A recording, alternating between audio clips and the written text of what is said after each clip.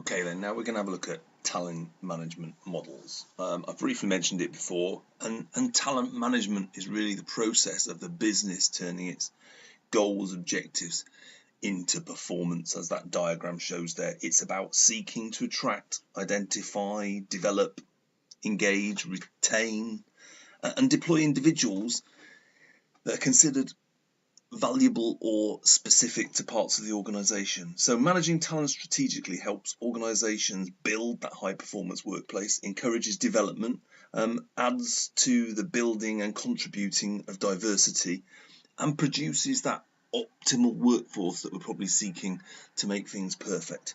As a manager, you should be aware of what your organization's strategy is towards talent management, but you should be incorporating talent management into the management of your teams to meet future challenges, opportunities, things that you can see coming, to develop staff in these high performing teams that we've been talking about, to deal with those continual improving and development requirements.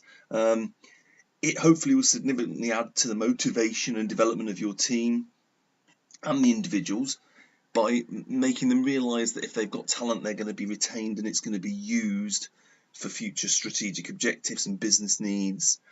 It's going to help them signpost their career opportunities, and create employees that are trying to unleash their full potential.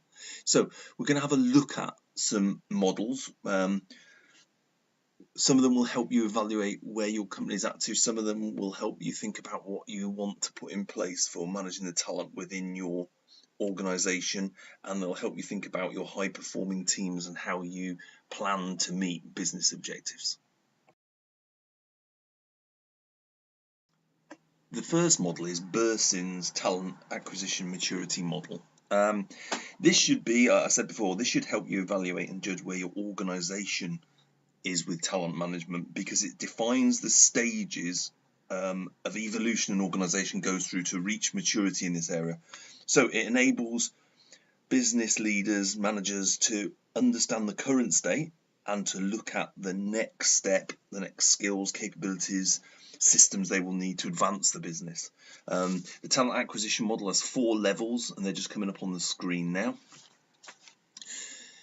The first one is reactive and transactional, moving on to standardized and focused recruitment, integrated evidence-based recruitment, and then personalized, digitally enhanced recruitment and talent management. So we'll have a look at those areas and we'll examine them, but there's much more in the resources that you can look at, and you'll have to research these a little bit more because they are quite detailed things, and we're just really going to scratch the surface about what they're about. So let's have a look at these levels in more detail. Organizations at level 1 are often described as having minimal coordination. So that's coordination between HR and the people dealing with hiring the people, the managers that they're actually going to be working for, and the rest of the business in general. They meet the basic requirements for talent acquisition. There we're talking about hiring, such as performing sort of general sourcing of people by putting out a job advert, for example, and then by doing interviews, but that's where it really finishes. At this level, there generally lacks any standardization in the process, and it's very reactive. So the transaction of hiring someone is very off the cuff. It can be different for one person to another person, done differently by one manager to another manager. So it's quite an informal process in some respects, and and it's not very robust in some respects. You couldn't go back and decide why someone had been hired, how they'd been hired, and sort of evaluate it. So that's level 1. At the second level, standardized, organizations will have a standardized but limited process for sort of this hiring of people.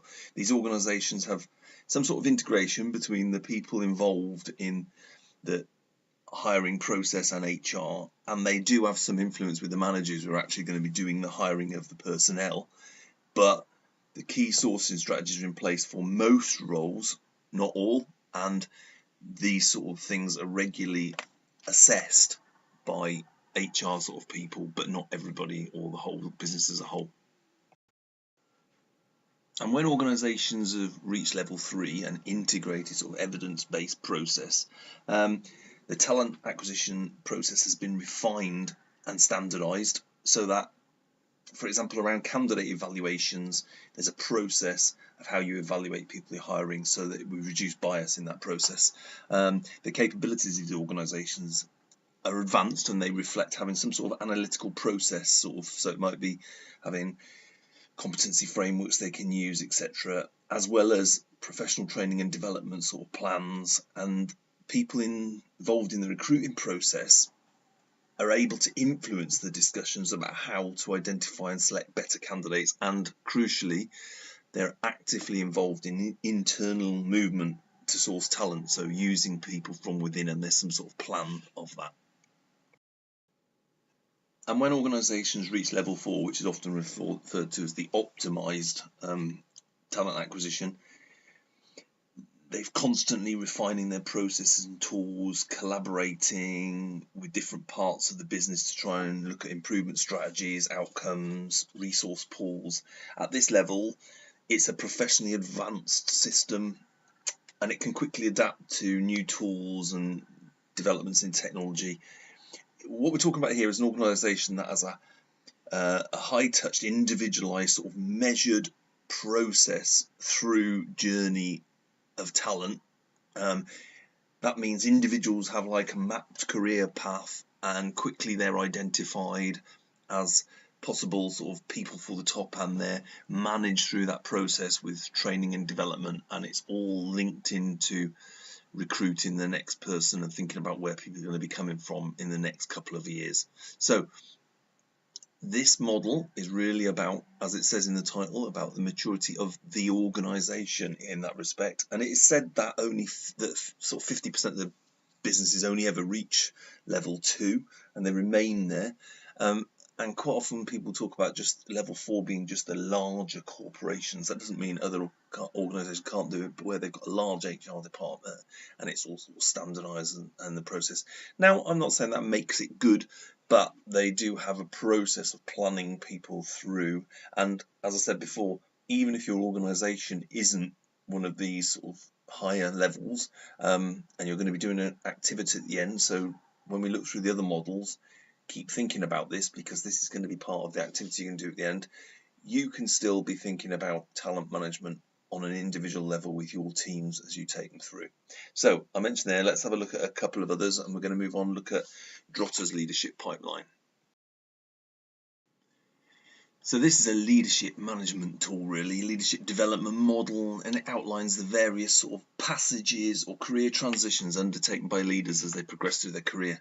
The model, also known as the leadership journey, shows a recognised pathway for people to go from what we could say is the starting point, managing self, right through to being the manager of the whole enterprise.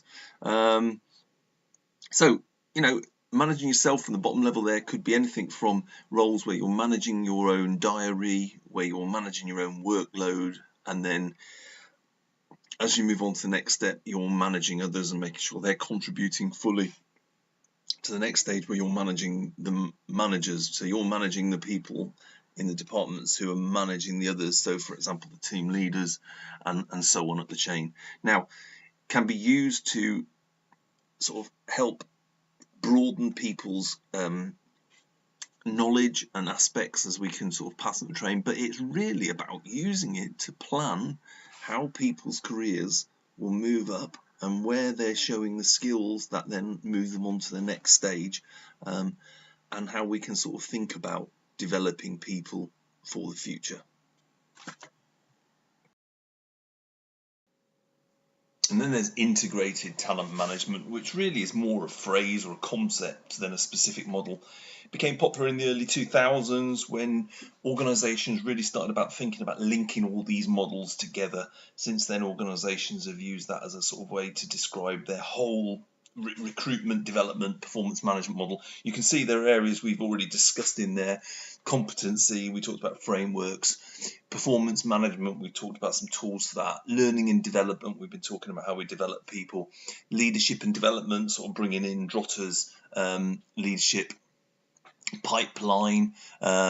talent strategy and planning and compensation, there's succession planning, and how you source and integrate people. So it's about bringing it all together under one HR sort of system. That doesn't mean HR are doing it all necessarily, but in large organizations that quite happens. But it's creating a system for managing people in general, so it links all together, your appraisals, etc., which brings together an organisation that can rapidly and effectively respond to business needs, knowing what resources it's got and what talent it's got from within, what it needs going forward, etc.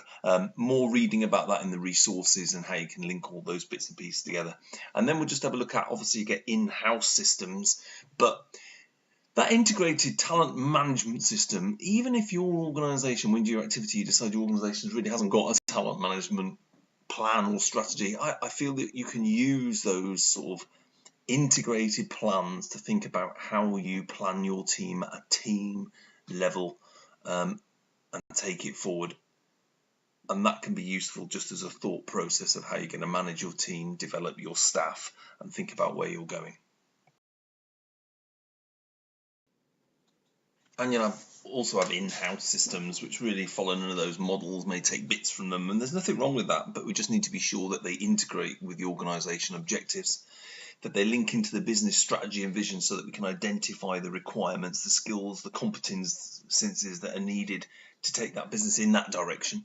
And we first need to be looking to develop within, identifying high-performing employees, potential employees, leaders, thinking about Drotter's pipeline, and it must acknowledge the differences between potential, performance, and readiness. Okay, so we need to make sure that we're focused on those things if we're having an in-house system.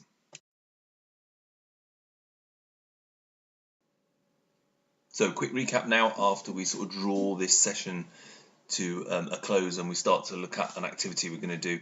But we said at the beginning the aims were to understand performance management techniques and talent management tool models, and then we said we know how to delegate effectively. Well, we'd looked at effectively delegation, using delegation in 513-400 as a time saving tool, but we've looked at some approaches to delegation and we've explained what makes effective delegation. We then went on and we analysed a range of performance management techniques. So we looked through some techniques that we could use to do that, and we explained the techniques for identifying and dealing with underperforming individuals in the workplace.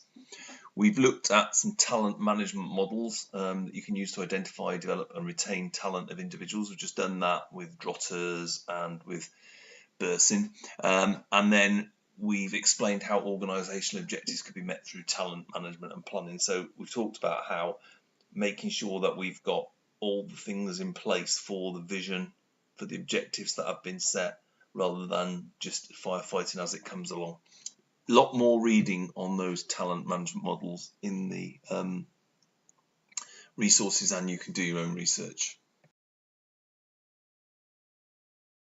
So for this activity then, as I just said, you need to research those talent management models further, and then use the Bursin one to evaluate your own organisation. There's a sheet in the resource in the activity that allows you to do that, but research the models further, and you may find others. I've just given you a snapshot of a couple.